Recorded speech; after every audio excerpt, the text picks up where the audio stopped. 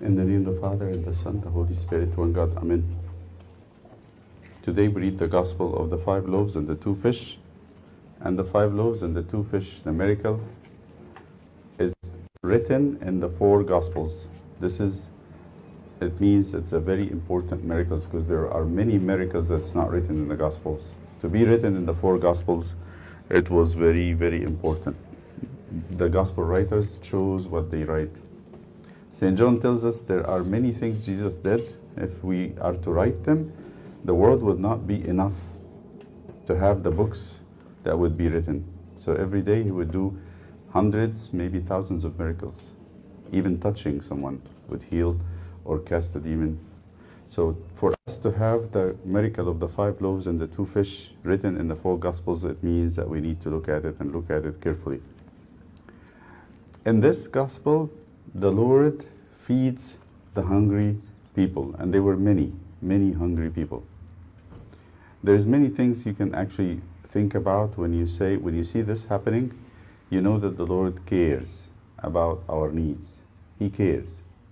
Sometimes we think God only is interested in us coming to church or paying the tithing or fasting or reading the Bible. No, God cares about everything. Everything. Sometimes we think He is far away, He doesn't feel what we feel or what we go through, but He does. Where we get this idea from that God doesn't care, we get it from the first fall. This is part of the original sin. We call it original sin. When the devil came to tempt the human beings, they were happy. They were satisfied. He called the garden where they lived the garden of delight. What is the garden of delight? There is no need. They don't really need anything. Where is God? There is no need. You don't even have a complaint. But when did the complaint start to come? When the devil came to tempt people.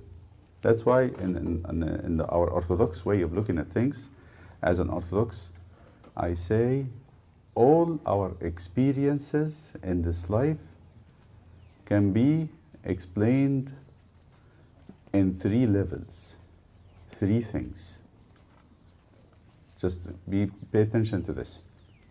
Everything, including food, including work, including social activities, can be experienced on 3 levels. 1, the good. The good. What is good? Whatever God created. Remember in the Genesis, He said, and God saw that light was good.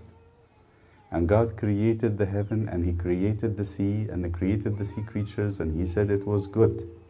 And then He created everything and finished with man, and God said it was very good. So whatever God created is good. So nobody can say, I think sometimes women, mothers especially, say, why did God have to create food? Why do I need to cook every day and to keep thinking about what to bake and what to make and what to cook? It's a lot of chores. Maybe this is not good. No, God created it to be good. We have different flavors, we have different tastes, we have different smells, and we enjoy food. St. Paul spoke about that, not only us, not you and me. St. Paul said that God created food for us to enjoy. So whatever God created is good. How about social life, to be with others? And we feel lonely when we are not together. I mean, time come today, everybody's going crazy. Staying home, only thing they can get is Zoom. And they say, we're tired of Zoom, we want to go and play. And kids say, we're going crazy. And parents are going crazy with them. Why? Because social life is good. Why? Because God created it in the garden. He said it's not good for man to be alone. It's not good for man to be alone, we know that. But what is good is for man to be in company, for man to be with others. So whatever God created is good. How about sexual intimacy? Do you think God created it or came from the devil? The intimacy between husband and wife. It was God's creation. It's good. But what happened? Now why we are so, it's sometimes very shameful and sometimes we think about it as sin. Of course, outside marriage, it is corrupted. Now we come to the second experience. The first experience is whatever is good that God created for us to enjoy and to feel alive. We feel alive when we eat, when we sleep, when we socialize, when we have relationships. We feel good. This is what God created. It was beautiful. It was pure. It was fulfilling. And man had no complaint. Nothing. But then came the devil. What happened to what was good? First thing is, he had to eat from the tree that God told him, be careful, this tree is going to kill you if you eat from it. And what happened to food? It became a craving. It became an addiction. It became a substitute for loneliness. It became a substitute for anxiety. It became the solution for everything. And then food became, now we experience with food, overweight, diabetes, high blood pressure, high cholesterol, sickness. Where is this coming from? I thought God created food to be good. It came from the fall. From the fall. So the second experience we experience is the corruption. Death. The beginning of death. So the first experience is what God created and it's good. The second experience is corruption. They come together. And what's the third experience? What Jesus has done today. He brought redemption. He cured the corruption. So he cured the relationships, he cured food. Well, how did he cure food? When he made the 5 loaves and 2 fish into a plenty that can feed 5,000. They tell you that the people were picking whatever they like. So if they want a lot, they would take a lot from you can imagine the disciple holding a basket, going around, and they were sitting 50s. I'm imagining this is like a huge group. It's not like, how many are we? Us here, we're here, 150? That's only 3 groups. That's only 3 groups. How many groups there were? 5,000 in 50s. 100 groups. Like I would say 30 maybe. Every disciple would have at least 8 or 10. 50s. And they carry baskets and they go to the group and say to them, take. So someone is very greedy, would take a lot and pile it up. It's like an open buffet, bread and fish. And the other person would say, I really don't eat much, I'm on a diet, so take a little bit. At the end of it, they were all filled. They were all satisfied. Those who took a lot, those who took a little. It happened before in the desert when God sent them the manna. Some people picked a lot of manna, some people picked a little bit of manna, and everybody, when they measured it, everyone got enough for him to eat for a day. This is God. This is how he does things. He's not stingy, and he is not poor. When he gives, he gives. So the experience of good come, and then the experience of corruption come when we get addicted and say, oh, that's so good. And then the first time a child experience smoke, tobacco, or marijuana, says, wow, this is so good. And then it becomes an addiction. The first time someone goes on pornography, says, oh, this is the solution of all my problems whenever I'm anxious or lonely. Or when someone goes after fasting into the feast time, and then he eats the first stuffed cookie with like dates or raisin or something, and he feels, oh, that's great, I'm going to eat from this every day. When this thought comes, this is the corruption. This is the corruption because we feel like our happiness, our joy, our consolation come from food. This is exactly what happened in the garden. When the devil said, your solution to be like God in this tree, look. And he looked and she looked and said, wow, this is really good. Really good. I need this tree. Said who? We don't need the tree. We need the creator of the tree who has everything in his hands. Today Jesus asked the disciples and he said to them, give them to eat. You give them to eat. And they said, we have nothing. And St. Philip says, even if we have 200 denarii, which is almost like $10,000, we cannot feed a little bit of bread to each one of them. And Jesus said, okay, enough, set them down, let me finish this work. It is him, and from his hands we get everything. And this is where we need to actually go back and think about it. The good comes from his hand. We can corrupt it by the way we look at it. the way we think about it. That first idea which says, this is so good, I want it, this is going to be my life. That's where we get the corruption. Where is the redemption? The redemption when Jesus came and took our life and gave us his. I want to tell you something about Christ. He chose to live in you and me. Can we turn this a little bit down? He chose to live in you and me. So when you get baptized, you put on Christ. Christ becomes in you. So St. Paul says, these members I have is the members of Christ. We do well for the redemption to sit for 10 minutes or 5 minutes or 2 minutes every day and think, I take Christ in me in communion. I have Christ in me. These hands are the hands of Christ. This tongue is the tongue of Christ. My sexual members are the members of Christ. And St. Paul will say, how can I take the members of Christ and do evil with them? Jesus entrusted me with his body. Every one of you today is going to open their mouths and take the bread of life and go home. Why is Jesus doing that? So he redeems what's corrupted. So he transforms what we think evil of. We start thinking evil of everything. We separated things from God. Now Jesus came to reconcile things back so that the hands I have is the hands of Christ.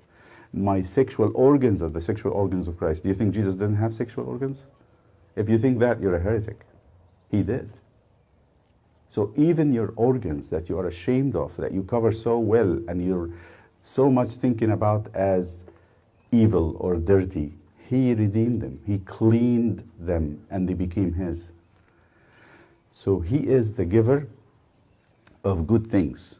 The devil worked on us to corrupt good things. He came back to do what? The key word, to redeem them, to take them back.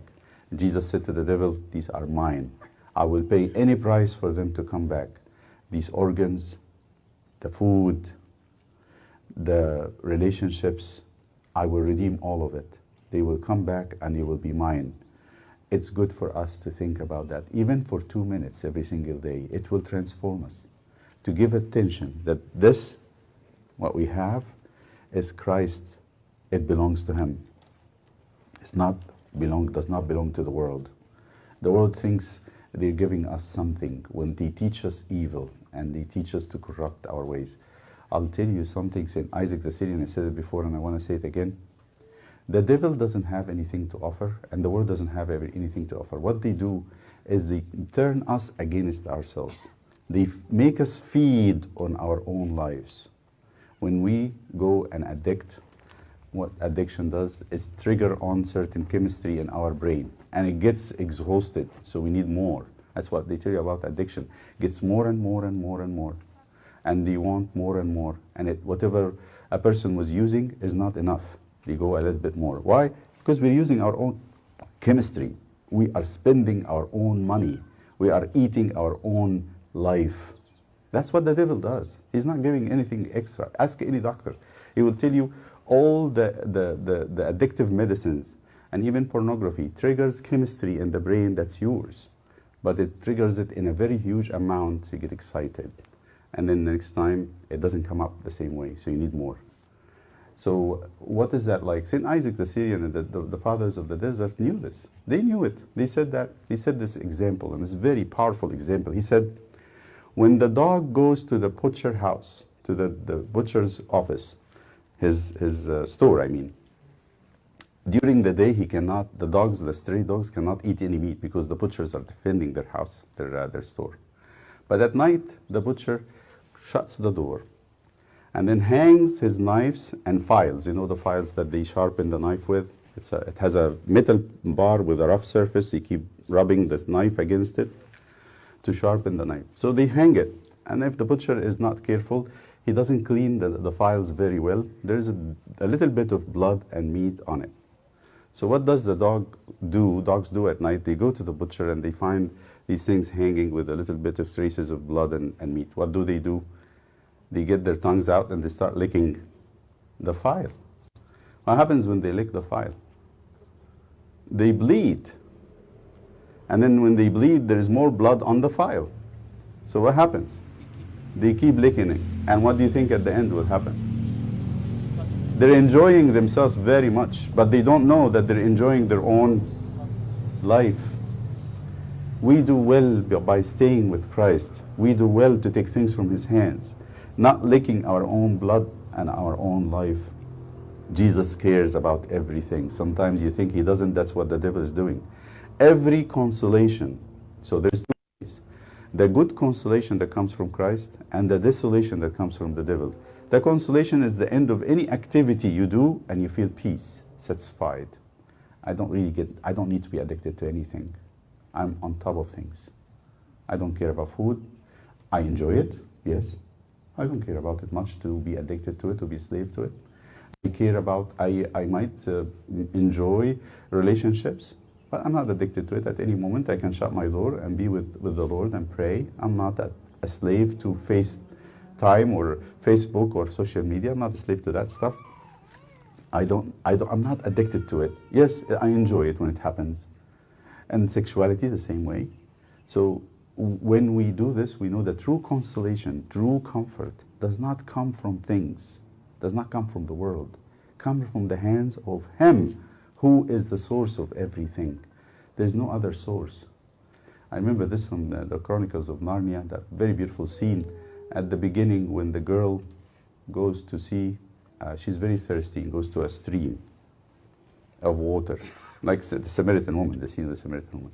And the girl sees the streams and go frantic, she wants to drink. But then she looks at the side of the stream and she sees a lion sitting there, a huge lion, a beautiful lion.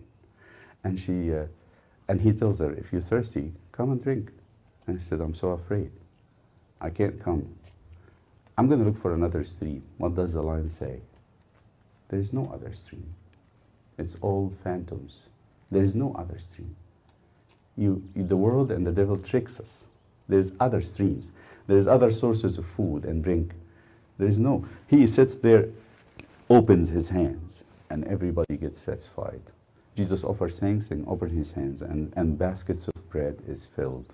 This is the source. He's saying to us today, I am the source. Don't look for other things. And Isaiah said, people, my people, he said, not any people, my people, leave me the true living spring and go dig for themselves springs does not have water. Dry springs. It breaks his heart when he sees his children going looking for food and drink and satisfaction and consolation somewhere else. That's not happening. It's not going to happen. Everyone who went looking for things in somewhere else got disappointed. Huge time. Don't spend your life, because you have not read history, doing the same mistakes that everybody else does. Please read, at least read history, and know where people had found anything else outside the relationship with Christ. When you're coming today to communion, you're taking the source. Spend time with communion. Spend time that he is inside of you. He had sanctified every single cell and hair in your body. He has sanctified your life. Don't go spend it on the devil's plan. We ask him to give you wisdom and light. To him is the glory with his food, Father, and the Holy Spirit, now and forever. Amen.